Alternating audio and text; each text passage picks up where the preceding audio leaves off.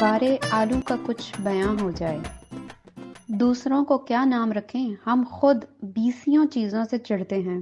کرم کلا، پنیر، کمبل، کافی اور کافکا، عورت کا گانا، مرد کا ناچ، گیندے کا پھول، اتوار کا ملاقاتی، مرغی کا گوشت، پاندان، غرارہ، خوبصورت عورت کا شوہر، زیادہ حد ادب کے مکمل فہرست ہماری فرد گناہ سے بھی زیادہ طویل اور ہری بھری نکلے گی۔ گناہ گار سہی، مگر مرزا عبد الودود بیگ کی طرح ہم سے آج تک نہ ہوا کہ اپنے تعصبات پر معقولات کا نیم چڑھا کر دوسروں کو اپنی بے لطفی میں برابر کا شریک بنانے کی کوشش کی ہو۔ مرزا تو بقول کسے غلط استدلال کے بادشاہ ہیں۔ ان کی حمایت اور وکالت سے معقول کاز نہایت لچر معلوم ہونے لگتا ہے۔ اسی لیے ہم سب انہیں تبلیغ دین اور حکومت کی حمایت سے بڑی سختی سے باز رکھتے ہیں۔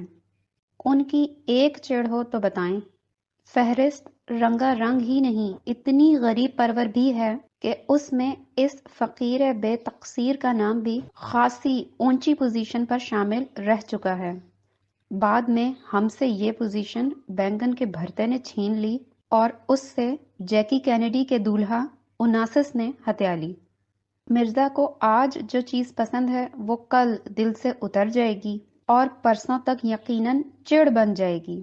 لوگ ہمیں مرزا کا ہمدم اور ہم راز ہی نہیں، ہم زاد بھی کہتے ہیں، لیکن اس یگانگت اور تقرب کے باوجود ہم وثوق سے نہیں کہہ سکتے کہ مرزا نے آلو اور ابوالکلام آزاد کو اول اپنی چڑ کیسے بنایا، نیز دونوں کو تہائی صدی سے ایک ہی بریکٹ میں کیوں بند کر رکھا ہے۔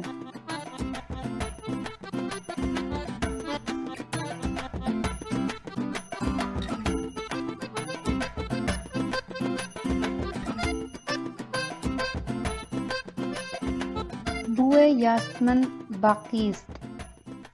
مولانا کے باب میں مرزا کو جتنا کھرچا، تعصب کے طمع کے نیچے خالص منطق کی یہ موٹی موٹی تہیں نکلتی چلی گئیں۔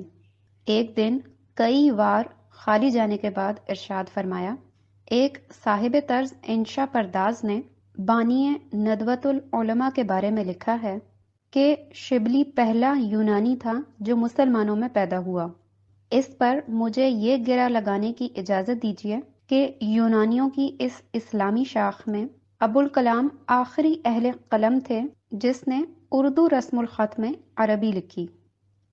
ہم نے کہا ان کی شفاعت کے لیے یہی کافی ہے کہ انہوں نے مذہب میں فلسفے کا رس گھولا، اردو کو عربی کا سوز و آہنگ بخشا۔ فرمایا ان کی نثر کا مطالعہ ایسا ہے جیسے دلدل میں تیرنا۔ اسی لیے مولوی عبدالحق اعلانیہ انہیں اردو کا دشمن کہتے تھے۔ علم و دانش اپنی جگہ، مگر اس کو کیا کیجیے کہ وہ اپنی انا اور اردو پر آخری دم تک قابو نہ پا سکے۔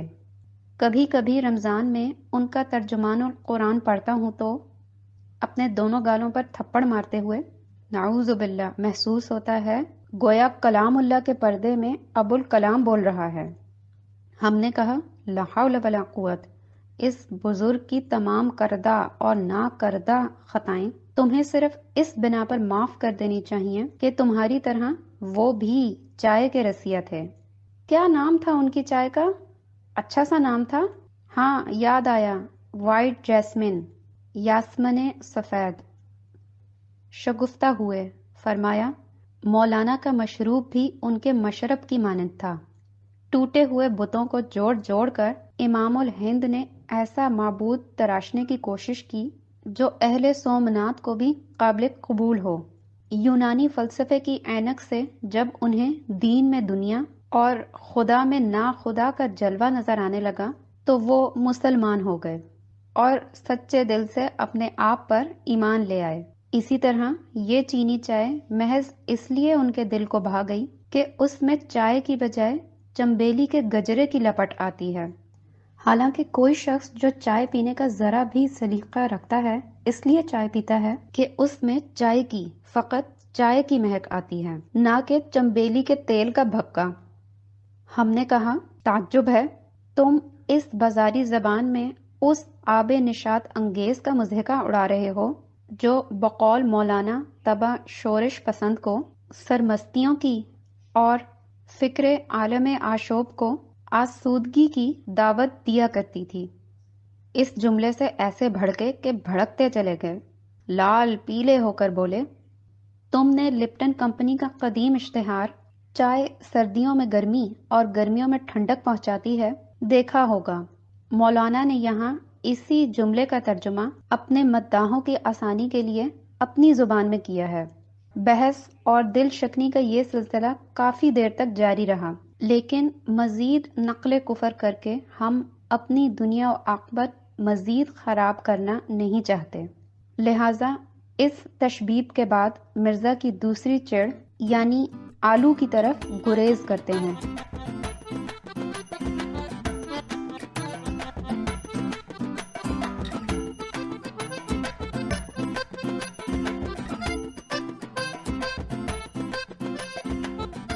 یہ دانت سلامت ہیں جب تک۔ مرزا کا باس 10 سال بعد پہلی مرتبہ 3 دن کی رخصت پر جا رہا تھا۔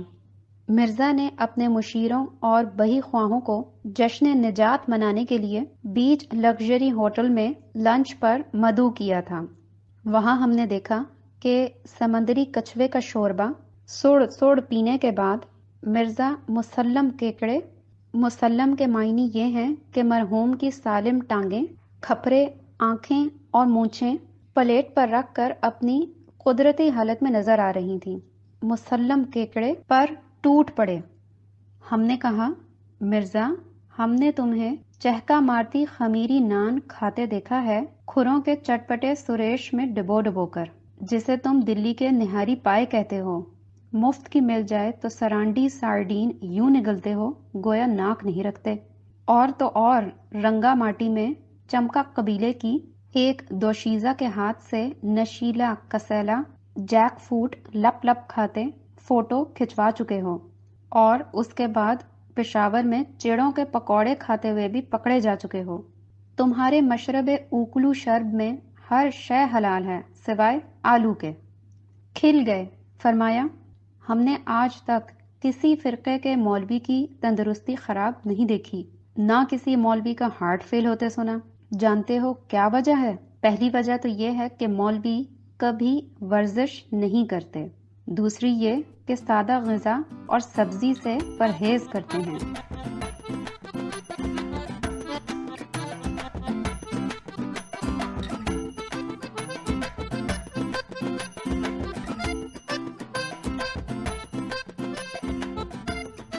ہوٹل حاضہ اور آلو کی عمل داری۔ سبزی نہ کھانے کے فوائد ذہن نشین کرانے کے غرض سے مرزا نے اپنی زیر تجربہ زندگی کے ان گوشوں کو بے نقاب کیا جو آلو سے کیمیائی طور پر متاثر ہوئے تھے۔ ذکر آلو کا ہے، انہی کی زبان غیبت بیان سے اچھا معلوم ہوگا۔ تمہیں تو کیا یاد ہوگا، میں 1951 میں منگمری گیا تھا۔ پہلی دفعہ کراچی سے باہر جانے کی مجبوری لاحق ہوئی تھی۔ منگمری کے پلیٹ فارم پر اترتے ہی محسوس ہوا گویا سردی سے خون رگوں میں جم گیا ہے۔ ادھر چائے کے اسٹال کے پاس ایک بڑے میاں گرم چائے کی بجائے مالٹے کا رس پیتے چلے جا رہے تھے۔ اس بندہ خدا کو دیکھ دیکھ کر اور دانت بجنے لگے۔ کراچی کا دائمی حبس اور بغیر کھڑکیوں والا کمرہ بے طرح یاد آئے۔ کلی اور تانگے والے سے صلاح و مشورہ کے بعد ایک ہوٹل میں بسترا لگا دیا جس کا اصل نام آج تک معلوم نہ ہو سکا، لیکن مینیجر سے لے کر بستر تک سبھی اسے ہوٹل حاضہ کہتے تھے۔ کمرہ صرف ایک ہی تھا جس کے دروازے پر کوئلے سے بحروف انگریزی وارد کمرہ نمبر 1 لکھا تھا۔ ہوٹل حاضہ میں نہ صرف یہ کہ کوئی اور کمرہ نہ تھا بلکہ مستقبل قریب یا بعید میں اس کی تعمیر کا امکان بھی نظر نہیں آتا تھا، کیونکہ ہوٹل کے 3 طرف میونسپلٹی کی سڑک تھی اور چوتھی طرف اسی دروازے کی مرکزی نالی جو شہر کی گندگی کو شہر ہی میں رکھتی تھی۔ البتہ ایک اٹیچڈ تندور تھا جس سے کمرہ کڑاکے کی سردی میں ایسا گرم رہتا تھا کہ بڑے بڑے سینٹرلی ہیٹڈ ہوٹلوں کو مات کرتا تھا۔ پہلی رات ہم بنیان پہنے سو رہے تھے، جو تپش سے ایکا ایکی آنکھ کھلی تو دیکھا کہ امام دین بیرا ہمارے سامنے ہاتھ بھر لمبی خون آلود چھری لیے کھڑا ہے۔ ہم نے فوراً اپنی گردن پر ہاتھ پھیر کر دیکھا، پھر چپکے سے بنیان میں ہاتھ ڈال کر پیٹ پر چٹکی لی اور پھر کلمہ پڑھ کر اتنی زور سے چیخ ماری کہ امام دین اچھل پڑا اور چھری چھوڑ کر بھاگ گیا۔ تھوڑی دیر بعد 2-3 بہرے سمجھا بجھا کر اسے واپس لے آئے۔ اس کے اوسان بحال ہوئے تو معلوم ہوا کہ چھری سے وہ ننھی ننھی بٹیریں ذبح کر رہا تھا۔ ہم نے ایک وقار کے ساتھ کہا، عقل مند آدمی یہ پہلے کیوں نہ بتایا؟ اس نے فوراً اپنی بھول کی معافی مانگی اور وعدہ کیا کہ آئندہ وہ پہلے ہی بتا دے گا کہ چھری سے بٹیر ہی ذبح کرنا چاہتا ہے۔ نیز اس نے آسان پنجابی میں یہ بھی یقین دلایا کہ آئندہ وہ چیخ سن کر ڈرپوکوں کی طرح خوفزدہ نہیں ہوا کرے گا۔ ہم نے رسان سے پوچھا، تم انہیں کیوں ذبح کر رہے تھے؟ بولا، جناب ضلع منگمری میں جانور کو حلال کر کے کھایا جاتا ہے، آپ بھی کھائیں گے؟ ہم نے قدرے ترشی سے جواب دیا، نہیں، اور ریلوے ٹائم ٹیبل سے پنکھا جھلتے ہوئے سوچنے لگے کہ جو لوگ دودھ پیتے بچوں کی طرح جلدی سوتے اور جلدی اٹھتے ہیں، وہ اس رمز کو کیا جانے کہ نیند کا اصل مزہ اور سونے کا صحیح لطف آتا ہی اس وقت ہے جب آدمی اٹھنے کے مقررہ وقت پر سوتا رہے، کہ اسی ساعت دزدیدہ میں نیند کی لذتوں کا نزول ہوتا ہے۔ اسی لیے کسی جانور کو صبح دیر تک سونے کی صلاحیت نہیں بخشی گئی۔ اپنے اشرف المخلوقات ہونے پر خود کو مبارکباد دیتے دیتے صبح ہو گئی اور ہم پوری اور آلو چھولے کا ناشتہ کر کے اپنے کام پر چلے گئے۔ تھوڑی دیر بعد معدے میں گرانی محسوس ہوئی، لہٰذا دوپہر کو آلو پلاؤ اور رات کو آلو اور پنیر کا قورمہ کھا کر تندور کی گرمائی میں ایسے سوئے کہ صبح 4 بجے بیرے نے اپنے مخصوص طریقے سے ہمیں جگایا، جس کی تفصیل آگے آئے گی۔ ناشتے سے پہلے ہم سر جھکائے قمیص کا بٹن نوچ کر پتلون میں ٹانکنے کی کوشش کر رہے تھے کہ سوئی کھچ سے انگلی میں بھک گئی۔ بالکل اضطراری طور پر ہم نے انگلی اپنی قمیص کی جیب پر رکھ کر زور سے دبائی، مگر جیسے ہی دوسری غلطی کا احساس ہوا تو خون کے گیلے دھبے پر سفید پاؤڈر چھڑک کر پسانے لگے اور دل میں سوچنے لگے کہ اللہ تعالیٰ نے بیوی بھی کیا چیز بنائی ہے، لیکن انسان بڑا ہی ناشکرا ہے، اپنی بیوی کی قدر نہیں کرتا۔ اتنے میں بیرا مقامی خالص گھی میں تلی ہوئی پوریاں لے آیا۔ منگمری کا اصلی گھی پاکستان بھر میں سب سے اچھا ہوتا ہے، اس میں 4% گھی ہوتا ہے۔ بیرے نے حسب معمول اپنے ابرو اتصال سے ہمیں کرسی پر بیٹھنے کا اشارہ کیا، اور جب ہم اس پر 4 کے ہندسے کی طرح تہرے ہو کر بیٹھ گئے تو ہمارے زانوں پر گیلا تولیہ بچھایا اور اس پر ناشتے کی ٹرے جما کر رکھ دی۔ ممکن ہے کہ بعض شکی مزاج قارئین کے ذہن میں یہ سوال پیدا ہو کہ اگر کمرے میں میز یا سٹول نہیں تھا تو بان کی چارپائی پر ناشتہ کیوں نہ کر لیا؟ شکایتاً نہیں، اطلاعاً عرض ہے کہ جیسے ہی منگمری کا پہلا مرغ پہلی اذان دیتا، بیرا ہماری پیٹھ اور چارپائی کے درمیان سے بستر ایک ہی جھٹکے میں گھسیٹ لیتا۔ اپنے زور بازو اور روزمرہ کی مشق سے اس کام میں اتنی صفائی اور مہارت پیدا کر لی تھی کہ ایک دفعہ جو سرہانے کھڑے ہو کر بستر گھسیٹا تو ہمارا بنیان تک اتر کر بستر کے ساتھ لپٹ کر چلا گیا اور ہم کھری چارپائی پر کیلے کی طرح چھلے ہوئے پڑے رہ گئے۔ پھر چارپائی کو پائنتی سے اٹھا کر ہمیں سر کے بل پھسلاتے ہوئے کہنے لگا، صاحب فرنیچر خالی کرو۔ وجہ یہ، اس فرنیچر پر سارا دن پروپرائٹر اینڈ مینیجر ہوٹل حاضہ کا دربار لگا رہتا تھا۔ ایک دن ہم نے اس بے آرامی پر پرزور احتجاج کیا تو ہوٹل کے قواعد و ضوابط کا پینسل کا لکھا ہوا ایک نسخہ ہمیں دیا گیا، جس کے سرورق پر ضابطۂ فوجداری ہوٹل حاضہ تحریر تھا۔ اس کی دفعہ 9 کی روح سے فجر کی اذان کے بعد پیسنجر کو چارپائی پر سونے کا حق نہیں تھا، البتہ قریب المرگ مریض زچہ اور یہود و نصارہ اس سے مستثنی تھے، لیکن آگے چل کر دفعہ 28 بے نے ان سے بھی یہ مراعات چھین لی تھی۔ اس کی روح سے زچہ اور قریب المرگ مریض کو زچگی اور موت سے 3 دن پہلے ہوٹل میں آنے کی اجازت نہیں تھی۔ خلاف ورزی کرنے والوں کو بیروں کے حوالے کر دیا جائے گا۔ ہم نے نگاہ اٹھا کر دیکھا تو اسے جھاڑن منہ میں ٹھونسے بڑے ادب سے ہنستے ہوئے پایا۔ ہم نے پوچھا ہنس کیوں رہے ہو؟ کہنے لگا وہ تو مینیجر صاحب ہنس رہے تھے، بولتے تھے ہم کو لگتا ہے کراچی کا پیسنجر بٹیر کو تلیر سمجھ کر نہیں کھاتا۔ ہر چیز کے 2 پہلو ہوا کرتے ہیں، دوسرا زیادہ تاریخ، لیکن ایمان کی بات ہے اس پہلو پر ہماری نظر بھی نہیں گئی تھی، اور اب اس غلط فہمی کا ازالہ ہم پر واجب ہو گیا تھا۔ پھولی ہوئی پوری کا لقمہ پلیٹ میں واپس رکھتے ہوئے ہم نے رندھی ہوئی آواز میں اس جال ساز پرند کی قیمت دریافت کی۔ بولا زندہ یا مردہ؟ ہم نے جواب دیا کہ ہم تو اس شہر میں اجنبی ہیں، فی الحال مردہ کو ہی ترجیح دیں گے۔ کہنے لگا 10 آنے کی پلیٹ ملتی ہے، ایک پلیٹ میں 3 بٹیریں ہوتی ہیں، مگر جناب کے لیے تو ایک ہی راس کافی ہوگی۔ قیمت سن کر ہمارے منہ میں پانی بھر آیا۔ پھر یہ بھی تھا کہ کراچی میں مویشیوں کا گوشت کھاتے کھاتے طبیعت اکتا گئی تھی، لہٰذا دل ہی دل میں عہد کر لیا کہ جب تک منگمری کا آب و دانہ ہے طیور کے سوا کسی چیز کو ہاتھ نہیں لگائیں گے۔ لنچ پر بھنی ہوئی بٹیر، چائے کے ساتھ بٹیر کا تندوری چرغاں، سونے سے پہلے بٹیر کا آب جوش، اس رہائشی تندور میں فروکش ہوئے ہمیں چوتھا دن تھا، اور 3 دن سے یہی اللے تللے تھے۔ چوتھے دن ہم زانوں پر تولیہ اور تولیے پر ٹرے رکھے تلی ہوئی بٹیر سے ناشتہ کر رہے تھے کہ بیرے نے جھاڑن پھر منہ میں ٹھونس لی۔ ہم نے چہک کر پوچھا اب کیا بات ہے؟ کہنے لگا کچھ نہیں، مینیجر صاحب ہنس رہے تھے، بولتے تھے کمرہ نمبر 1 کے ہاتھ بٹیر لگ گئی ہے۔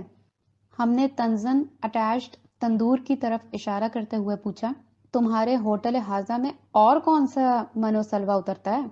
بولا حرام گوشت کے سوا دنیا بھر کی ڈش ملتی ہے، جو چاہیں آرڈر کریں جناب۔ آلو مٹر، آلو گوبھی، آلو میتھی، آلو گوشت، آلو مچھی، آلو بریانی، اور خدا تمہارا بھلا کرے آلو کوفتہ، آلو بڑیاں، آلو سموسہ، آلو کا رائتا، آلو کا بھرتا، آلو قیمہ۔ ہم نے روک کر پوچھا اور سویٹ ڈش؟ بولا آلو کی کھیر۔ ہم نے کہا بھلے آدمی، تم نے تو آلو کا پہاڑا سنا دیا، تمہارے ہوٹل میں کوئی ڈش ایسی بھی ہے جس میں آلو کا نام نہ آئے؟ فاتحانہ تبسم کے ساتھ فرمایا کیوں نہیں، پوٹیٹو کٹلٹس حاضر کروں جناب؟ قصہ دراصل یہ تھا کہ 1 سال پہلے مالک ہوٹل حاضہ نے ہیڈ کانسٹیبل کے عہدے سے سبکدوش ہو کر زراعت کی طرف توجہ فرمائی، اور زمین سے بھی انہی ہتھ کنڈوں سے سونا اگلوانا چاہا، مگر ہوا یہ کہ آلو کی کاشت میں 25 سال کی ذہانت سے جمع کی ہوئی رشوت ہی نہیں بلکہ پینشن اور پروویڈنٹ فنڈ بھی ڈوب گئے۔ زمین کھا گئی بے ایماں کیسے کیسے۔ پس انداز کیے ہوئے آلوؤں سے ہوٹل کا ڈول ڈالا، جسے اب ان کے بہترین دوست بھی تازہ نہیں کہہ سکتے تھے۔ سنا ہے بٹیر بھی اسی زمانے میں پاس پڑوس کے کھیتوں سے پکڑ لیے تھے۔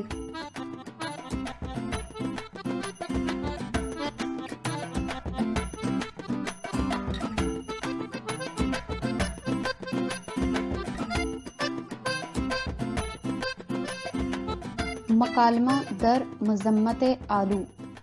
مرزا، یہ بٹیر نامہ اپنی جگہ، مگر یہ سوال ابھی تشنہ ہے کہ تم آلو کیوں نہیں کھاتے؟ ہم نے پھر وہی سوال کیا۔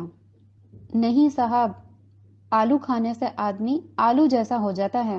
کوئی انگریز عورت جسے اپنا فگر اور مستقبل ذرا بھی عزیز ہے، آلو کو چھوتی تک نہیں۔ سامنے پول میں پیر لٹکائے یہ میم جو مصر کا بازار کھولے بیٹھی ہے، اسے تم آلو کی ایک ہوائی بھی کھلا دو تو بندہ اسی حوض میں ڈوب مرنے کو تیار ہے۔ اگر یہ کافی میں چینی کے 4 دانے بھی ڈالتی ہے یا کوئی اسے میٹھی نظر سے بھی دیکھ لے تو اس کی کیلریز کا حساب اپنی دھوبی کی کاپی میں رکھتی ہے۔ انہوں نے جواب دیا، مرزا، کیا میمیں بھی دھوبی کی کاپی رکھتی ہیں؟ ہاں، ان میں کئی جو کپڑے پہنتی ہیں وہ رکھتی ہیں۔ ہماری تشنگی علم بڑھتی دیکھ کر مرزا نے آلو کی حجف میں دلائل و نظائر کا طمار باندھ دیا۔ جہاں کہیں منطق کے ٹاٹ میں ذرا سا سوراخ بھی نظر آیا، وہاں مخملی مثال کا بڑا سا پیوند اس طرح لگایا کہ جی چاہتا تھا کچھ اور سوراخ ہوتے۔ کہنے لگے، کرنل شیخ کل ہی یورپ سے لوٹے ہیں۔ کہہ رہے تھے یورپ کی اور ہماری خواتین میں بڑا فرق ہے۔ یورپ میں جو لڑکی دور سے 17 برس کی معلوم ہوتی ہے وہ قریب پہنچ کر 70 برس کی نکلتی ہے، اور ہمارے ہاں جو خاتون دور سے 70 برس کی دکھلائی پڑتی ہے وہ نزدیک آنے پر 17 برس کی نکلتی ہے۔ مگر یہ وزاداری انگلستان میں ہی دیکھی کہ جو عمر دور سے نظر آتی ہے وہی پاس سے۔ چنانچہ کمر کمر تک بالوں والی جو لڑکی دور سے 19 سال کی نظر آتی ہے وہ پاس جانے پر بھی 19 سال ہی کا ہپی نکلتا ہے۔ خیر، سنی سنائی کو چھوڑو، اس میم کا مقابلہ اپنے ہاں کی آلو خور خواتین سے کرو۔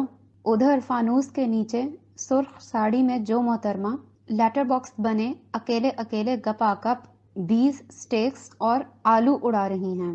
اماں، گواروں کی طرح انگلی سے اشارہ مت کیا کرو۔ ہاں ہاں وہی۔ ارے صاحب، کیا چیز تھی! لگتا تھا ایک اپسرا سیدھی اجنتا کے غاروں سے چلی آ رہی ہے، اور کیا فگر تھا! کہتے ہوئے زبان 100 بل کھاتی ہے، چلتی تو یوں قدم رکھتی تھی دن جیسے کسی کے پھرتے ہیں۔ پہلے پہل مارچ 1951 میں دیکھا تھا۔ وہ صبح یاد آتی ہے تو کوئی دل پر دستک سی دینے لگتا ہے، اور اب تمہاری آنکھوں کے سامنے ہے۔ 12 سال پہلے کی گو گو گرل گوشت کے انبار میں کہیں کھو گئی ہے۔ عشق اور آلو نے ان حالوں کو پہنچا دیا۔ ہم نے کہا، ماروں گھٹنا پھوٹے آنکھ۔ بولے، اہل زبان کے محاورے انہی کے خلاف اندھا دھند استعمال کرنے سے پہلے پوری بات تو سن لیا کرو۔ ہمیرا وہ آئیڈیل عورت تھی جس کے خواب ہر صحت مند آدمی دیکھتا ہے، یعنی شریف خاندان، خوبصورت اور آوارہ۔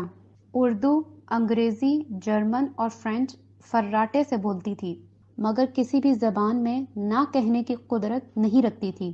حسن اور جوانی کی بشرکت غیر مالک تھی۔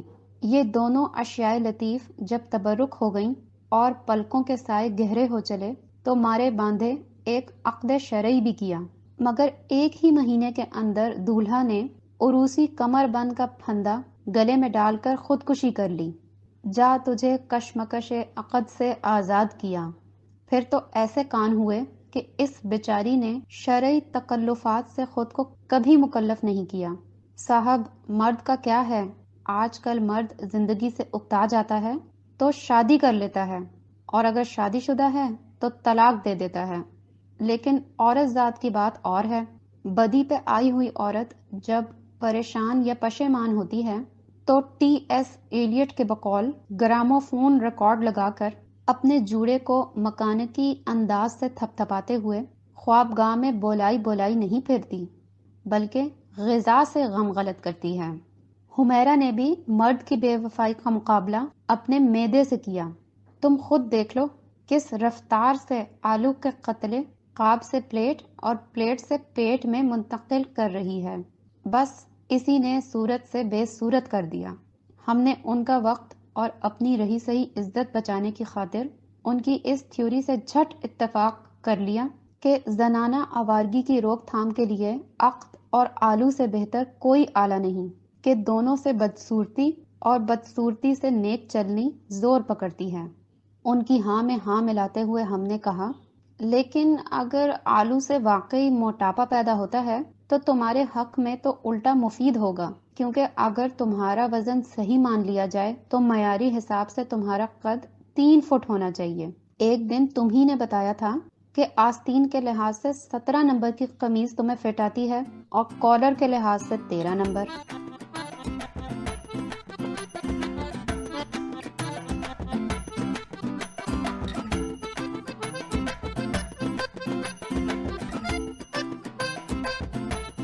کرشمے کاربوہائیڈریٹ کے۔ اسی سال جون میں مرزا اپنے آفس میں ایگتھا کرسٹی کا تازہ ناول پڑھتے ہوئے اچانک بے ہوش ہو گئے۔ ہوش آیا تو خود کو کمپنی کے خرچ پر ایک آرامدہ کمرے میں صاحب فراش پایا۔ انہیں اس بات سے سخت مایوسی ہوئی کہ جس مقام پر انہیں دل کا شدید درد محسوس ہوا تھا، دل اس سے بالشت بھر دور نکلا۔ ڈاکٹر نے وہم دور کرنے کی غرض سے انگلی رکھ کر بتایا کہ دل یہاں نہیں، یہاں ہوتا ہے۔ اس کے بعد انہیں دل کا درد دل ہی میں محسوس ہونے لگا۔ جیسے ہی ان کے کمرے سے مریض سے ملاقات منع ہے کی تختی ہٹی، ہم زینیا کا گلدستہ لے کر عیادت کو پہنچے۔ دونوں ایک دوسرے کی شکل دیکھ دیکھ کر خوب روئے۔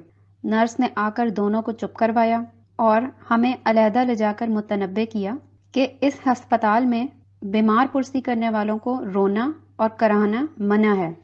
ہم نے فوراً خود پر فرمائشی بشاشت طاری کر کے مرزا کو ہراساں ہونے سے منع کیا اور تلقین کی کہ مریض کو اللہ کی رحمت سے مایوس نہیں ہونا چاہیے، وہ چاہے تو تنکے میں جان ڈال دے۔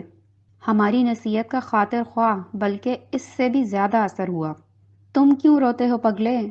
ہم نے ان کی پیشانی پر ہاتھ رکھتے ہوئے کہا۔ یوں ہی خیال آ گیا کہ اگر تم مر گئے تو میری عیادت کو کون آیا کرے گا؟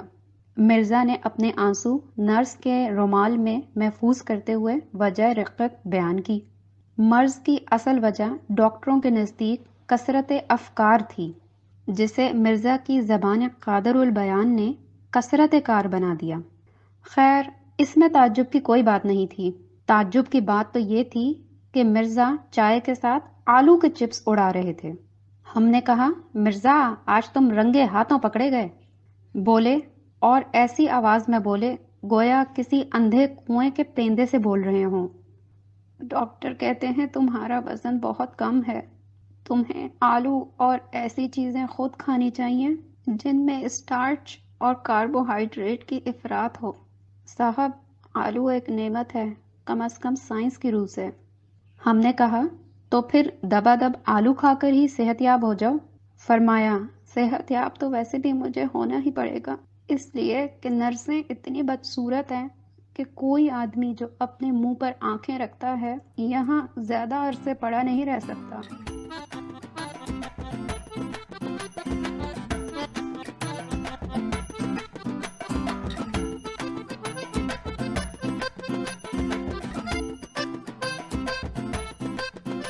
وہ نئے گلے، وہ شکایتیں، وہ مزے مزے کی حکایتیں۔ کلینک سے نکلتے ہی مرزا نے اپنی توپوں کا رخ پھیر دیا۔ خوگر حج کے شب و روز اب آلو کی تعریف و توصیف میں بسر ہونے لگے۔ ایک وقت تھا کہ ویتنام پر امریکی بمباری کی خبریں پڑھ کر مرزا پچھتاوا کرتے کہ کولمبس نے امریکہ دریافت کر کے بڑی نادانی کی، مگر اب پیار میں آئے تو آلو کی گدرائی ہوئی گولائیوں پر ہاتھ پھیرتے ہوئے فرماتے، صاحب، کولمبس جہنم میں نہیں جائے گا، اسے واپس امریکہ بھیج دیا جائے گا۔ مہذب دنیا پر امریکہ کے دو احسان ہیں، تمباکو اور آلو۔ سو تمباکو کا بیڑا تو سرطان نے غرق کر دیا، مگر آلو کا مستقبل نہایت شاندار ہے۔ جو ملک جتنا غربت زدہ ہوگا اتنا ہی آلو اور مذہب کا چلن زیادہ ہوگا۔ اور کبھی ایسا بھی ہوتا کہ حریف ظریف سائنسی ہتھیاروں سے زیر نہ ہوتا تو شاعری کی مار سے وہیں ڈھیر کر دیتے۔ صاحب، جوں جوں وقت گزرتا ہے یادداشت کمزور ہوتی جاتی ہے۔ صاحب، پہلے اپنی پیدائش کا دن ذہن سے اترا، پھر مہینہ، اور اب تو سن بھی یاد نہیں رہتا۔ بیگم یا کسی بدخواہ سے پوچھنا پڑتا ہے۔ اکثر تمہارے لطیفے تمہیں ہی سنانے بیٹھ جاتا ہوں، وہ تو جب تم پیٹ پکڑ پکڑ کر ہنسنے لگتے ہو تو شک ہو جاتا ہے کہ لطیفہ تمہارا ہی ہوگا۔ بیگم اکثر کہتی ہیں کہ کاکٹیل پارٹیوں اور ڈانس میں تمہیں یہ تک یاد نہیں رہتا کہ تمہاری شادی ہو چکی ہے۔ غرض کہ حافظہ بالکل چوپٹ ہے۔ اب یہ آلو کا اعجاز نہیں تو اور کیا ہے کہ آج بھی کسی بچے کے ہاتھ میں بھوبل میں سکا ہوا آلو نظر آ جائے تو اس کی مانوس مہک سے بچپن کا ایک ایک واقعہ ذہن میں تازہ ہو جاتا ہے۔ میں ٹکٹکی باندھ کے اسے دیکھتا ہوں، اس سے پھوٹتی ہوئی سوندی بھاپ کے پرے ایک بھولی بسری صورت ابھرتی ہے، گرد آلود بالوں کے پیچھے شرارت سے روشن آنکھیں، کرتا بٹنوں سے بے نیاز، گلے میں غلیل، ناخن دانتوں سے کترے ہوئے، پتنگ اڑانے والی انگلی پر ڈور کی خون آلود لکیر، بیری سمے ہولے ہولے اپنی کینچلیاں اتارتا چلا جاتا ہے، اور میں ننگے پاؤں تتلیوں کے پیچھے دوڑتا رنگ برنگے بادلوں میں ریزگاری کے پہاڑ، پریوں اور آگ اگلتے اژدہوں کو بنتے بگڑتے دیکھتا کھڑا رہ جاتا ہوں۔ یہاں تک کہ آلو ختم ہو جاتا ہے، ہم نے صابن کے بلبلے پر پھونک ماری۔ سنبھلے، گردش ایام کو اپنے بچپن کے پیچھے پیچھے دوڑاتے لگام کھینچی اور گالی دینے کے لیے گلا صاف کرتے ہوئے فرمایا، خدا جانے حکومت آلو کو بظور قانون قومی غذا بنانے سے کیوں ڈرتی ہے؟ سستا اتنا کہ آج تک کسی سیٹھ کو اس میں ملاوٹ کرنے کا خیال نہیں آیا، اسکینڈل کی طرح لذیذ اور زود ہضم، وٹامن سے بھرپور، خوش ذائقہ، صوفیانہ رنگ، چھلکا زنانہ لباس کی طرح یعنی برائے نام، صاف ادھر سے نظر آتا ہے ادھر کا پہلو۔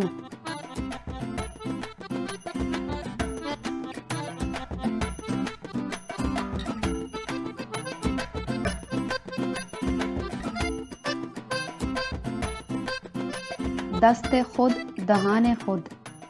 مرزا پر اب یہ جھک سوار تھی کہ اگر سندل کا گھسنا اور لگانا درد سر کے لیے مفید ہے تو اسے اگانا کہیں زیادہ مفید ہونا چاہیے۔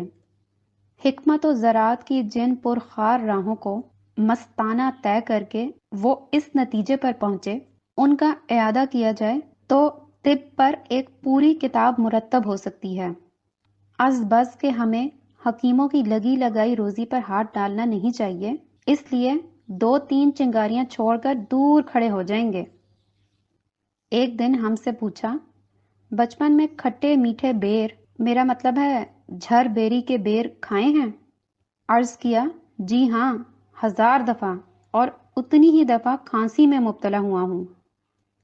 فرمایا، بس یہی فرق ہے خرید کے کھانے میں اور اپنے ہاتھ سے توڑ کے کھانے میں۔ تجربے کی بات بتاتا ہوں، بیر اتارتے وقت انگلی میں کانٹا لگ جائے اور خون کی بوند پور پر تھر تھرانے لگے تو آس پاس کی جھاڑیوں کے تمام بیر میٹھے ہو جاتے ہیں۔ سائنٹیفک دماغ میں یہ بات نہیں آتی، ہم نے کہا۔ ہمارا یہ کہنا تھا کہ زیادہ ابلے ہوئے آلو کی طرح تڑختے بکھرتے چلے گئے۔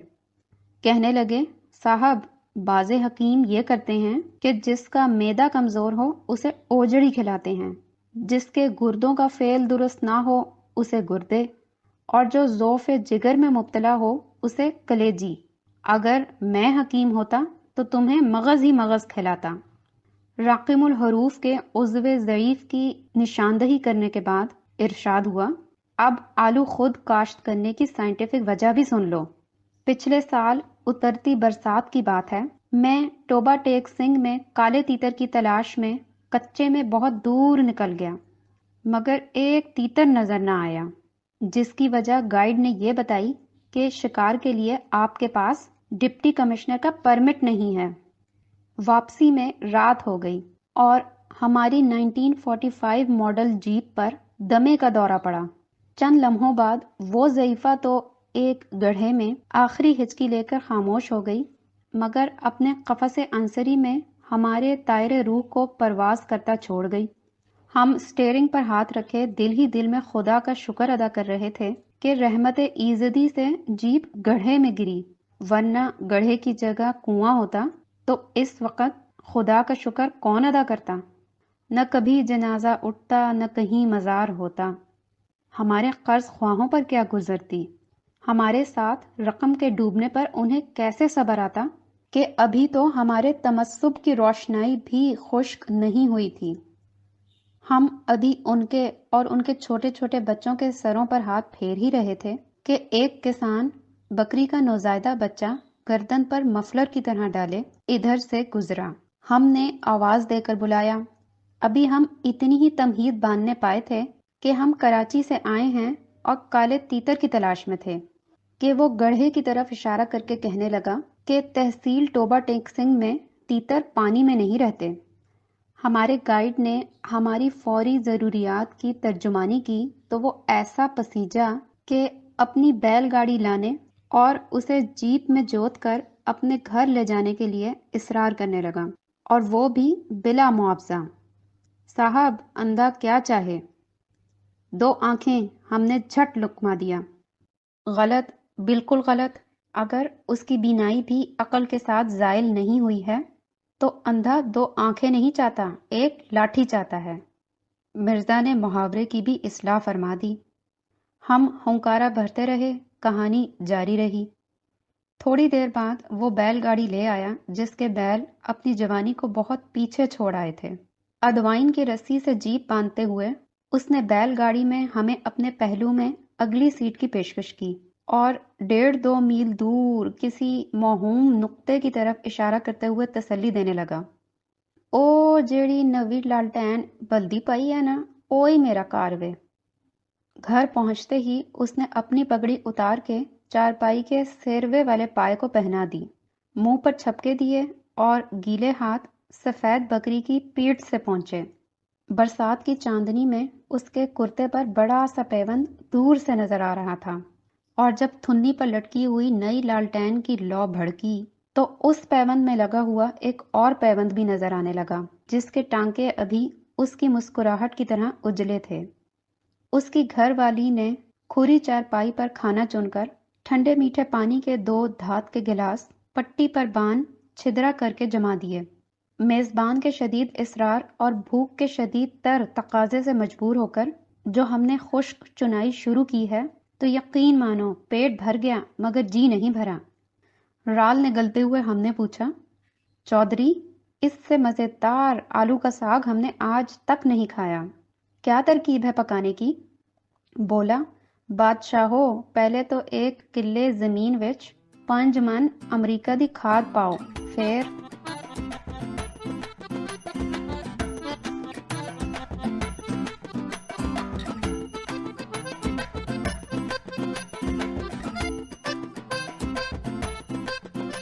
قصہ آلو کی کاشت کا۔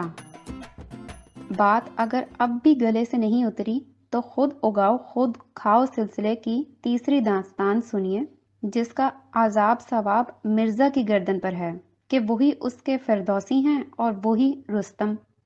داستان کا آغاز یوں ہوتا ہے۔ صاحب، بازار سے سڑے بسے آلو خرید کر کھانے سے تو یہ بہتر ہے کہ آدمی چنے بھسکتا پھرے۔ پرسوں شام ہم خود آلو خریدنے گئے شبراتی کی دکان سے۔ ارے صاحب، وہی اپنا شبراتی جس نے 14-15 سال سے وہ سائن بورڈ لگا رکھا ہے، مالک این دکان شبراتی مہاجرین، اگر کوئی دعوی کند باطل شود، بمقام موزاں کاٹھ، عقب جامع مسجد کلاں، پوسٹ آفس قصبہ باغپت، ضلع میرٹھ، حال مقیم کراچی۔ ہم نے ایک آلو دکھاتے ہوئے کہا، میاں شبراتی، حال مقیم کراچی، تمہارے آلو تو پلپلے ہیں، خراب لگتے ہیں۔ بولا، باؤ جی، خراب نکلیں تو کالا ناگ کے موت سے مونچھ منڈوا دینا۔ کالا ناگ اس کے گدھے کا نام تھا۔ در حقیقت یہ پہاڑی آلو ہیں۔ ہم نے کہا، ہمیں تو کراچی سے 500 میل تک کوئی پہاڑ نقشے میں نظر نہیں آتا۔ بولا، باؤ جی، تمہارے نقشے میں اور کون سی پھل پھلاری کراچی میں نظر آوے ہے؟ یہ روپے چھٹاک کا سانچی 5 جو تمہارے غلام کے قلعے میں بتاشے کی طرح یوں گھل رہا ہے، بمقام بنگال سے آ رہا ہے۔ یہاں کیا دم درود رکھا ہے؟ حالیت تو یہ ہے باؤ جی، کراچی میں مٹی تلک تلیر سے آوے ہے۔ کس واسطے؟ کہ اس میں ڈھاکہ سے منگا کے گھاس لگاویں گے۔ جوانی قسم باؤ جی، پشاور کے چوک یادگار میں مرغا اذان دیوے ہے تو کہیں جا کے کراچی والوں کو صبح انڈا نصیب ہوئے ہے۔ اور ایک مرد غیرت مند نے چمن زار کراچی کے دل یعنی ہاؤسنگ سوسائٹی میں آلو کی کاشت شروع کر دی۔ اگرچہ سر دست 5 من امریکی کھاد کا انتظام نہ ہو سکا، لیکن مرزا کا جوش جنوں انہیں اس مقام پر پہنچا چکا تھا جہاں کھاد تو کھاد، وہ بغیر زمین کے بھی کاشت کرنے کا جگرا رکھتے تھے۔ مرزا عبد الودود بیگ اور کھیتی باڑی، ہمارا خیال ہے کہ سارا کھیت ایئر کنڈیشنڈ کر دیا جائے اور ٹریکٹر میں ایک راکنگ چیئر ڈال دی جائے تو مرزا شاید 2-4 گھنٹے کے لیے کاشتکاری کا پیشہ اختیار کر لیں، جس کے بارے میں ان کا مبلغ علم بس اس قدر ہے کہ انہوں نے سینما کے پردے پر کلین شیو ایکٹروں کو چھاتی پر مصنوعی بال چپکائے، اسٹوڈیو کے سورج کی دھوپ میں سگریٹ کی پنی چڑھی ہوئی دراتیوں سے باجرے کے کھیت میں سے مکئی کے بھٹے کاٹتے دیکھا ہے۔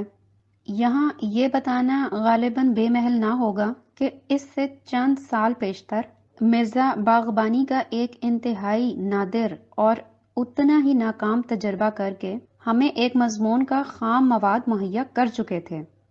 انہیں ایک دن اپنے کوٹ کا ننگا کالر دیکھ کر دفعتاً القا ہوا کہ ہونے کو تو گھر میں اللہ کا دیا سب کچھ ہے سوائے روپے کے، لیکن اگر باغ میں گلاب کے گملے نہیں تو جینا فضول ہے۔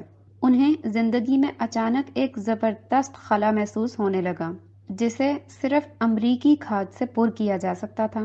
اب جو آلو کی کاشت کا سودا سر میں سمایا تو 1.5-2 ہفتے فقط اس موضوع پر ریسرچ ہوتی رہی کہ آلو بخارے کی طرح آلو کے بھی بیج ہوتے ہیں، یا کوئٹہ کے گلاب کی طرح آلو کی بھی ٹہنی کاٹ کر صاف ستھرے گملے میں گاڑ دی جاتی ہے، نیز آلو پٹسن کی مانند گھٹنوں گھٹنوں پانی مانگتا ہے، یا اخروٹ کی طرح بغیر محنت کے پشت ہا پشت تک پھل دیتا رہے گا۔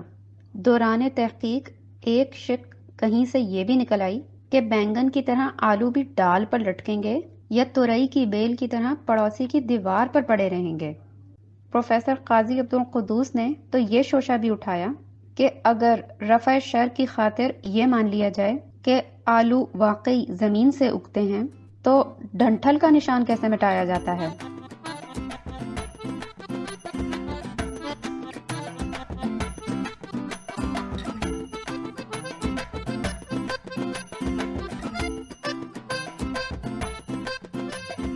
چھپا دست ہمت میں دست قضا ہے۔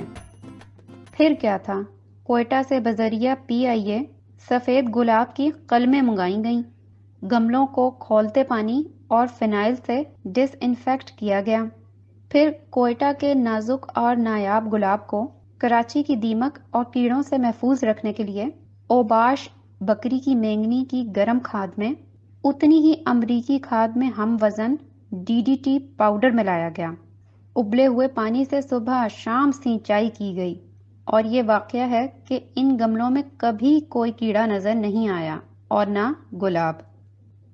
پروفیسر قاضی عبد القدوس کچھ غلط تو نہیں کہتے کہ مرزا حماقت بھی کرتے ہیں تو اس قدر اوریجنل کہ بخدا بالکل الہامی معلوم ہوتی ہے۔ پایان کار مرزا نے آلو کی کاشت کے لیے زمین، یعنی اپنا لان جس کی افریقی گھاس کی ہریالی ایسی تھی کہ سگریٹ کی راکھ جھاڑتے ہوئے دل دکھتا تھا، تیار کیا۔ اس زراعتی تجربے کے دوران جہاں جہاں عقل محو تماشائے لب بام رہی، وہاں جوش نمرود بے خطر گلزار خلیل میں کود پڑا۔ دفتر کے چپڑاسیوں، اپنے پالتو خرگوش اور محلے کے لونڈے لاڑیوں کی مدد سے 2 ہی دن میں سارا لان کھود پھینکا، بلکہ اس کے بعد بھی یہ عمل جاری رکھا، یہاں تک کہ دوسری منزل کے کرایہ داروں نے ہاتھ پاؤں جوڑ کر کھدائی رکوائی، اس لیے کہ مکان کی نیو نظر آنے لگی تھی۔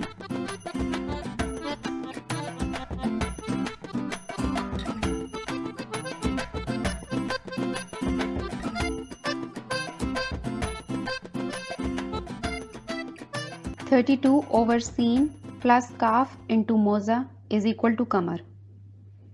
کوئٹہ کے گلاب کی طرح آلو کو بھی کراچی کی نظر کھا گئی، مگر 5 وقتہ نلائی گھوڑائی اور کھدائی سے رگ پٹھوں میں جو چستی اور طبیعت میں چونچالی آ گئی تھی وہ اسے آلو کی کرامات سمجھتے تھے۔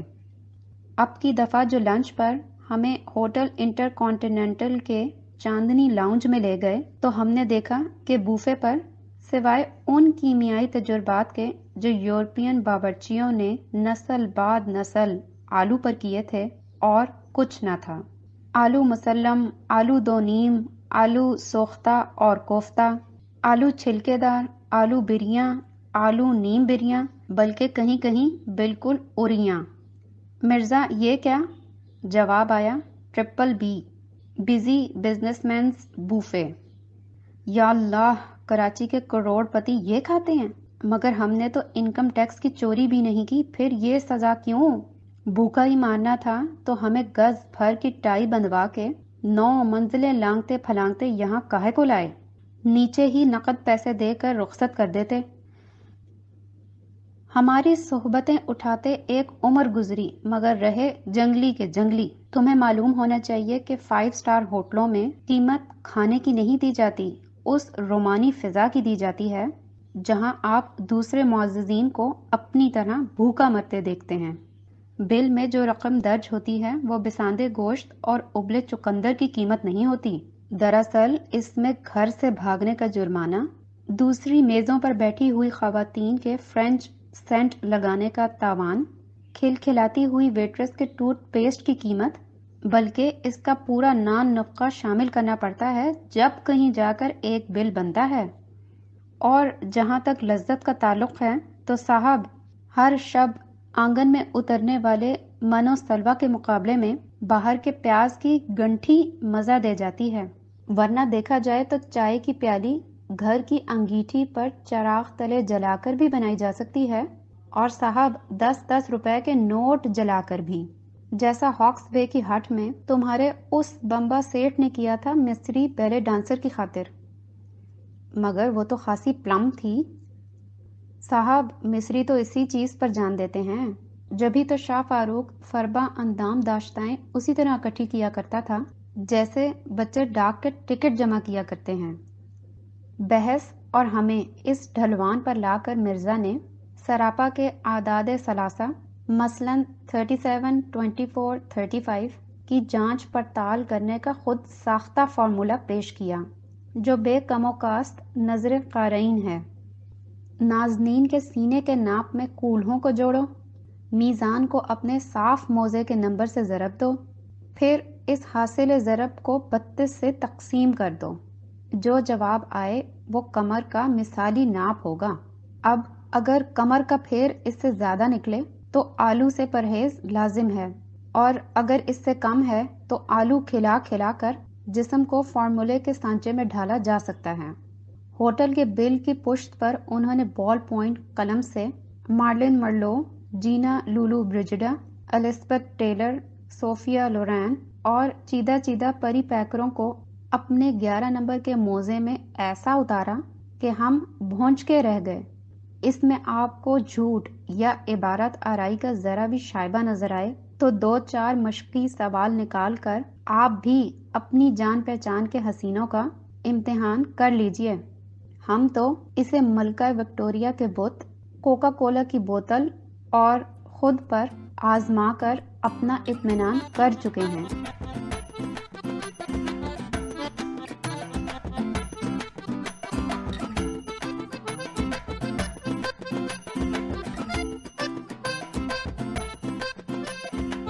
اس کی شبوں کا گداز۔ ہمیں 2.5 مہینے کے لیے کام سے ڈھاکہ جانا پڑا اور مرزا سے ملاقات کا سلسلہ موقوف ہو گیا۔ خط و کتابت کا مرزا کو دماغ نہیں۔ جیسے ہی ہم واپس آئے، اناناس اور گنج کے کیلوں سے لدے پھندے مرزا کے یہاں پہنچے۔ ہم نے کہا السلام علیکم، جواب ملا پھل اندر پہنچوا دو۔ وعلیکم السلام۔ غور سے ان کی شکل دیکھی تو دل پر چوٹ سی لگی۔ یہ کیا حال بنا لیا تم نے؟ ہمیں جی بھر کر دیکھ لو، پھر اس صورت کو ترسو گے۔ اشتہا ختم، دواؤں پر گزارا ہے، دن بھر میں 3 انگور کھا پاتا ہوں، وہ بھی چھلکا اتار کے۔ کھانے کے نام سے ہول اٹھتا ہے، دل بیٹھا جاتا ہے، ہر وقت ایک بے کلی سی رہتی ہے، ہر چہرہ اداس اداس، ہر شے دھواں دھواں۔ یہ ہوکتا سناٹا، یہ چیت کی اداس چاندنی، یہ مرزا، ہم تمہیں رومانٹک ہونے سے روک تو نہیں سکتے، لیکن یہ مہینہ چیت کا نہیں ہے۔ چیت نہ سہی، چیت جیسا ضرور ہے۔ ظالم، تم تو ایک ہندو لڑکی سے دل بھی لگا چکے ہو، تم ہی بتاؤ یہ کون سے مہینے کا چاند ہے؟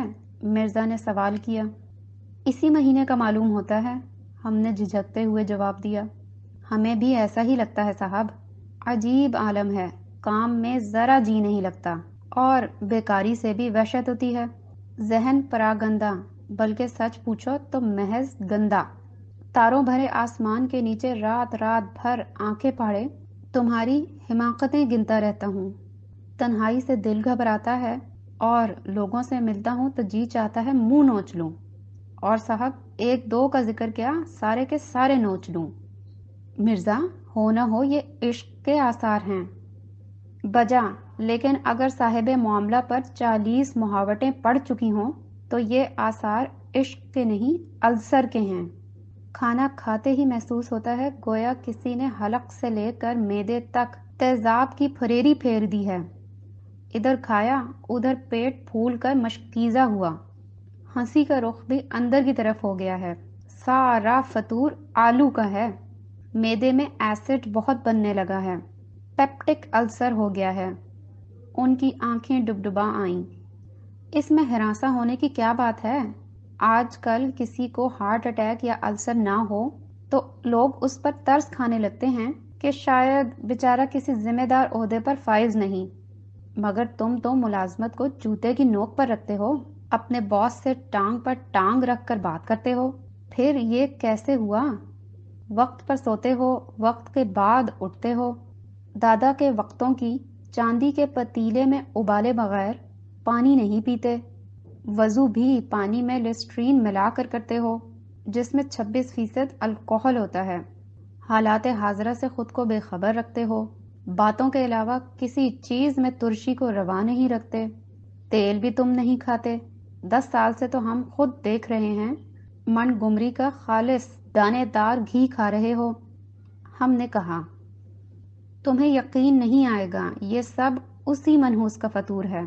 اب کی دفعہ جو سونے کے کشتے سے زیادہ طاقت بخش گھی کا سرد بمہر کنستر اپنے ہاتھ سے انگیٹھی پر تپایا تو معلوم ہے تہ میں کیا نکلا، 3 انگلی آلو کی دانے دار لگدی۔ جبھی تو میں کہوں کہ میرا بنیان تو تنگ ہو گیا مگر وزن کیوں نہیں بڑھ رہا۔ مرزا نے آخر اپنے 10 سالہ مرض کی جڑ پکڑ لی جو ضلع منگمری تک پھیلی ہوئی تھی۔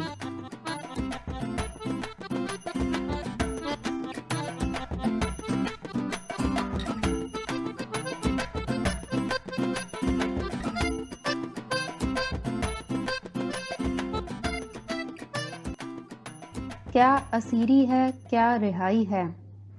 پہلے مرزا کو درد کی ذرا برداشت نہیں تھی۔ ہمارے سامنے کی بات ہے، پہلی مرتبہ پیٹ میں درد ہوا تو ڈاکٹر نے مورفیا کا انجیکشن تیار کیا، مگر مرزا نے گھگیا کر منتیں کی کہ انہیں پہلے کلوروفارم سنگھا دیا جائے تاکہ انجیکشن کی تکلیف محسوس نہ ہو، لیکن اب اپنی بیماری پر اس طرح اترانے لگے تھے جیسے اکثر اوچھے اپنی تندرستی پر اکڑتے ہیں۔ ہمیں ان کی بیماری سے اتنی تشویش نہیں ہوئی جتنی اس بات سے کہ انہیں اپنے ہی نہیں پرائے مرض میں بھی اتنی ہی لذت محسوس ہونے لگی تھی۔ بھانت بھانت کی بیماریوں میں مبتلا مریضوں سے اس طرح کریت کر متعدی تفصیلات پوچھتے کہ رات تک ان کے سارے مرض اپنا لیتے، اس حد تک کہ بخار کسی کو چڑھتا اور سرسامی باتیں وہ کرتے۔ اس ہمدردانہ طرز عیادت سے مرزا نے خود کو زچگی کے سوا ہر قسم کی تکلیف میں مبتلا کر لیا۔ گھر یا دفتر کی قید نہیں، نہ اپنے بیگانے کی تخصیص، ہر ملاقاتی کو اپنی آنتوں کے ناقص فعل سے آگاہ کرتے اور اس سیماب صفت رہائی درد کا لفظی گراف بناتے جو مصافحہ کرتے وقت نفق و قراقر کا محرک تھا، پھر دائیں آنکھ کے پپوٹے میں کرنٹ مارتا، متورم جگر کو چھیدتا، ٹلی ہوئی ناف کی طرف بڑھنے لگا تھا کہ پچھلے پہر اچانک پلٹا اور پلٹ کر دل میں برے برے خیال پیدا کرنے لگا، اور پھر مرزا ہر برے خیال کو اس طرح کھول کر بیان کرتے کہ میں نے یہ جانا کہ گویا یہ بھی میرے دل میں ہے۔ جن لوگوں نے مرزا کو پہلے نہیں دیکھا تھا وہ تصور نہیں کر سکتے تھے کہ یہ مرد بیمار جو فائلوں پر سر جھکائے السر کی تپک مٹانے کے لیے ہر دوسرے گھنٹے 1 گلاس دودھ منہ بنا کر پی لیتا ہے، یہ 4 مہینے قبل کوفتے میں ہری مرچ بھروا کر کھاتا تھا۔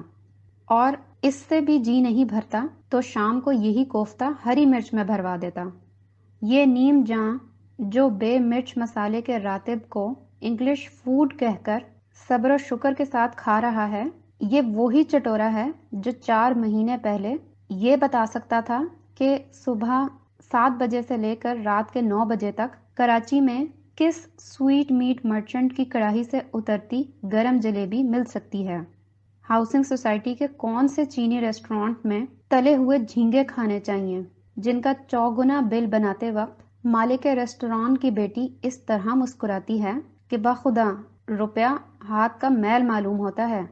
انہیں نہ صرف یہ پتا تھا کہ لاہور میں زیورات کی کون سی دکان میں نہایت سبک ہیرا تراش کلائیاں دیکھنے کو ملتی ہیں، بلکہ یہ بھی معلوم تھا کہ مزنگ میں تکہ کباب کی وہ کون سی دکان ہے جس کا ہیڈ آفس گجرانوالہ میں ہے، اور یہ بھی کہ کڑکڑاتے جاڑوں میں رات کے 2 بجے سے لال کرتی کی کس پان کی دکان پر پنڈی کے من چلے طرح طرح کے پانوں سے زیادہ ان کے رسیلے ناموں کے مزے لوٹتے آتے ہیں۔ قصہ خوانی کے کس مچیل حلوائی کی دکان سے کالی گلاب جامن اور ناظم آباد کی کون سی چرنگی کے قریب گلاب میں بسا ہوا قلاقند مل سکتا ہے۔ اطلاعاً عرض ہے کہ مرزا نقد پیسے دے کر مٹھائی خریدنا فضول خرچی سمجھتے ہیں۔ بھلا کوئی کیسے یقین کر لیتا کہ یہ آلو اور کاربوہائیڈریٹ کا شکار وہی ہے جس نے کل تک من بھاتے کھانوں کے کیسے کیسے البیلے جوڑے بنا رکھے تھے، کھڑے مسالے کے پسندے اور کھڑی روٹی، قیمہ بھرے کریلے اور گھی میں تر تراتے پراٹھے، مدراسی بریانی اور پارسی کوفتے، وہ بھی ایک لکھنوی پڑوسن کے ہاتھ کے، چپڑی روٹی اور اڑد کی پھریری دال، بھنڈی اور بھنڈی کے ساتھ مرزا کسی اور چیز کو شامل کرنے کے روادار نہیں۔ مرزا کو کھانے کا ایسا ہوکا ہے کہ ایک منہ انہیں ہمیشہ ناکافی معلوم ہوتا ہے۔ ان کے ندیدے پن کو دیکھ کر ایک دفعہ پروفیسر قاضی عبد القدوس نے کہا تھا، مرزا تمہارا حال گرگٹ جیسا ہے، اس کی زبان کی لمبائی اس کے جسم کے آدھی ہوتی ہے۔ مرزا کی اداس آنکھیں ایک دم مسکرا اٹھیں، کہنے لگے، صاحب خدا نے ایک پارے گوشت کو جانے کس لذت سے ہمکنار کر دیا، اگر سارا بدن اس لذت سے آشنا ہو جاتا تو انسان اس کی تاب نہ لاتا، زمین کی چھاتی پھٹ جاتی۔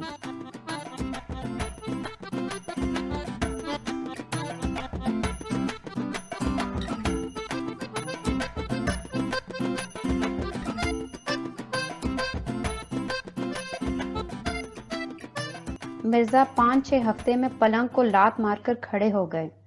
ہم تو اسے ان کی قوت ارادی کی کرامات ہی کہیں گے، حالانکہ وہ خود کچھ اور وجہ بتاتے تھے۔ ایک دن ان کے معدے سے خون کٹ کٹ کر آنے لگا، ہمیں چشمے پر آب دیکھا تو ڈھارس دینے لگے، میں مسلمان ہوں، جنت کا بھی قائل ہوں، لیکن مجھے وہاں جانے کی جلدی نہیں ہے۔ میں موت سے نہیں ڈرتا، لیکن ابھی مر نہیں سکتا۔ میں ابھی مرنا نہیں چاہتا اس لیے کہ اول تو تم میری موت کا صدمہ برداشت نہیں کر سکو گے، دوم اگر میں پہلے مر گیا تو تم مجھ پر مضمون لکھ دو گے۔ خدا بہتر جانتا ہے کہ وہ خوف خاک سے صحت یاب ہوئے یا بقول شخص مرغی کے غسل میت کے پانی سے، جس سے وہ چکن سوپ کہہ کر نوش جان فرما رہے تھے۔ بہرحال بیماری جیسے آئی تھی اسی طرح چلی گئی۔ فائدہ یہ ہوا کہ آلو سے جو بیزاری پہلے بلا وجہ تھی، اب اس کی نہایت معقول وجہ ہاتھ آ گئی، اور یہ سراسر مرزا کی اخلاقی فتح تھی۔ مرض الحمدللہ دور ہو چکا تھا، پرہیز البتہ جاری تھا، اس طرح کہ مرزا پہلے دوپہر کے کھانے کے بعد آدھ سیر جلیبی اکیلے کھا جاتے تھے، لیکن اب ڈاکٹروں نے میٹھا بند کر دیا تھا، لہٰذا آدھ سیر امرتی پر اکتفا کرتے تھے۔ جیسے ہی مرزا کی صحت اور طبیعت معمول پر آئی، بغدادی جم خانے میں یار لوگوں نے شایان شان پیمانے پر غسل صحت کے جشن کا اہتمام کیا۔ استقبالیہ کمیٹی نے فیصلہ کیا کہ گھسے پٹے ڈنر ڈانس کی بجائے فینسی ڈریس بال کا اہتمام کیا جائے تاکہ ایک دوسرے پر ہنسنے کا موقع ملے۔ مہمان خصوصی تک یہ بھنک پہنچی تو انہوں نے ہماری زبانی کہلا بھیجا کہ نئے مزے کا خیز لباس سلوانے کی چندنا ضرورت نہیں۔ ممبران اور ان کی بیگمات اگر ایمانداری سے وہی کپڑے پہنے پہنے جم خانہ چلے آئیں جو وہ عموماً گھر میں پہنے بیٹھے رہتے ہیں تو منشا پورا ہو جائے گا۔ رقص کے لیے البتہ مرزا نے ایک کڑی شرط یہ لگا دی کہ ہر ممبر صرف اپنی بیوی کے ساتھ رقص کرے گا، مگر اس لپک اور ہمک سے گویا وہ اس کی بیوی نہیں ہے۔ جشن کی رات جم خانے کو جھنڈیوں سے اور بھنڈیوں سے دلہن بنایا گیا۔ 7 کورس سے پہلے روئی اور کاغذ سے بنے ایک قد آدم آلو کی ارتھی نکالی گئی، جس پر مرزا نے اپنے ہاتھ سے برانڈی چھڑک کر ماچس دکھائی اور سرخ باشی کے ڈمپل پر گولف کلب مار کر کریا کرم کیا۔ ڈنر کے بعد مرزا پر ٹوائلٹ پیپر کے پھول برسائے گئے اور کچی کچی بھنڈیوں میں تولا گیا، جن پر ابھی ٹھیک سے سنہری رواں بھی نہیں نکلا تھا۔ پھر یہ بھنڈیاں مستحقین یعنی معدے کے لکھ پتی مریضوں میں تقسیم کر دی گئیں۔ شیمپین سے مہکتے ہوئے بال روم میں غبارے چھوڑے گئے۔ خالی بوتلوں کی قیمت کا عطیہ ایک یتیم خانے کو دینے کا اعلان کیا گیا اور غسل صحت کی خوشی میں کارڈ روم والوں نے جوئے کے اگلے پچھلے سارے قرضے معاف کر دیے۔ مرزا بات پہ بات مسکرا رہے تھے۔ تیسرا رقص ختم ہوتے ہی ہم اپنی کوہنیوں سے راستہ بناتے ہوئے ان تک پہنچے۔ وہ اس لمحے ایک بڑے غبارے میں جلتے ہوئے سگریٹ سے سوراخ کرنے چلے تھے کہ ہم نے اس کا ذکر چھیڑ دیا جس کی جناب میں کل تک گستاخی فرشتہ پسند نہ تھی۔ مرزا، اگر آلو اتنا ہی مضر ہے تو انگلستان میں اس قدر مقبول کیوں ہے؟ ایک انگریز اوسطاً 10 اونس آلو یومیہ کھا جاتا ہے، یعنی سال میں 5.5 من۔ سن رہے ہو؟ 5.5 من۔ بولے، صاحب انگریز کی کیا بات ہے، اس کی مفلسی سے بھی ایک شان ٹپکتی ہے، وہ پٹتا بھی ہے تو ایک ہیکڑی کے ساتھ۔